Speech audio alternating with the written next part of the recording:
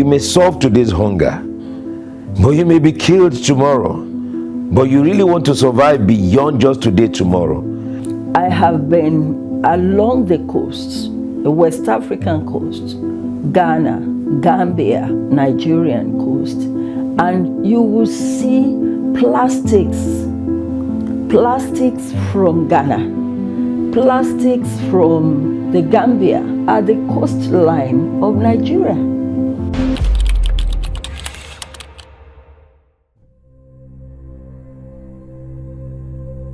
Every year, millions of tons of plastic clog Nigerian cities, blocking drains and polluting rivers.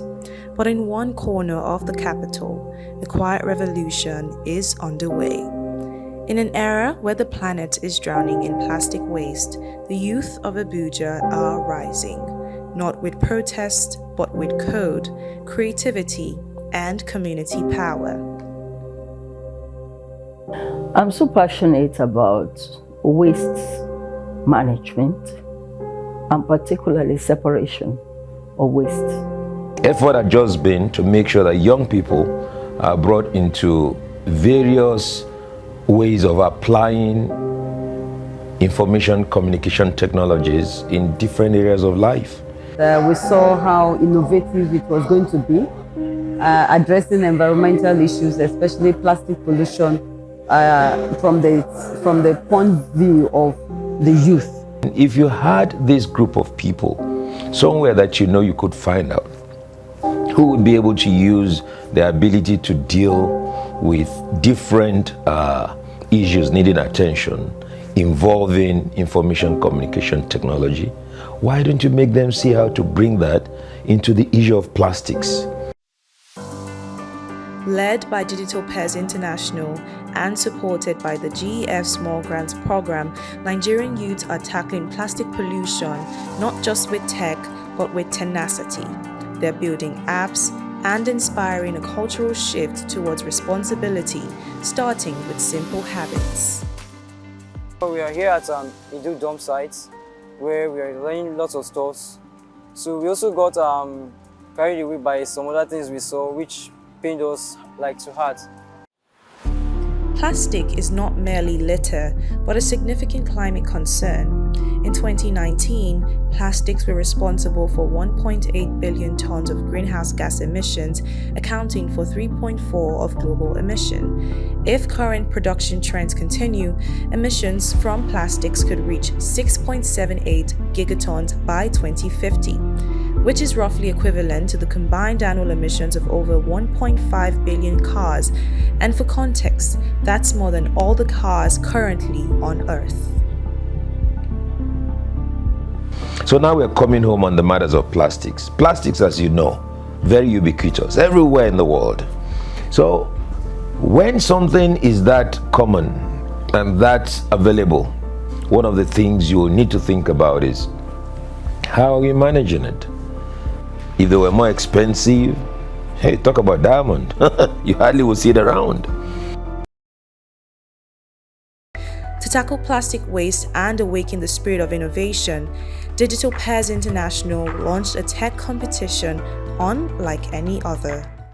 So for this year Digitest, we're focusing on product design, and with that, the kids are able to create prototypes of real-world applications.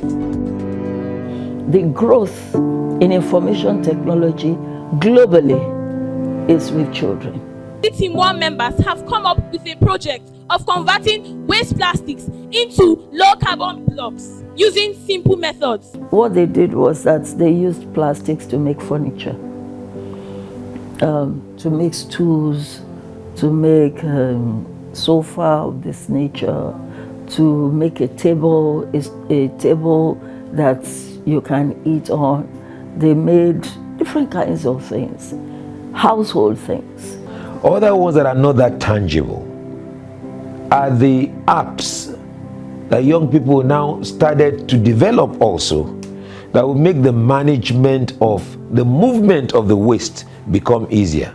What I would love to see is that you have clean waterways that, as at now, just walking around, I find it difficult to get plastics because people are picking plastics. If you look at the receptacle that we have out there for plastics, people come to steal the plastics because there's a business about it now. You go to my house, I have different containers where I do my sorting and all of that. And all this started when I engaged myself, yes, in this course of this is what I also want it pushed even further. Behavioral change is one aspect that we really need to do more. I've been seeing improvement. If you go towards these streets now, you discover that there are no much plastic on the streets. Unlike before, the whole of this gutter will be filled with plastics. And if you go further, in short, you will be surprised the way people use plastic in this area. This is a testament that sustainability isn't just about policies, it's about people. As the world races against climate deadlines, this story shines a light on what local innovation can do. These youths may not be in boardrooms or global summits, but they made decisions that matter, reminding us that hope is not a luxury, but a strategy. That the future begins with a generation that believes it can. And in Abuja, that generation has already begun.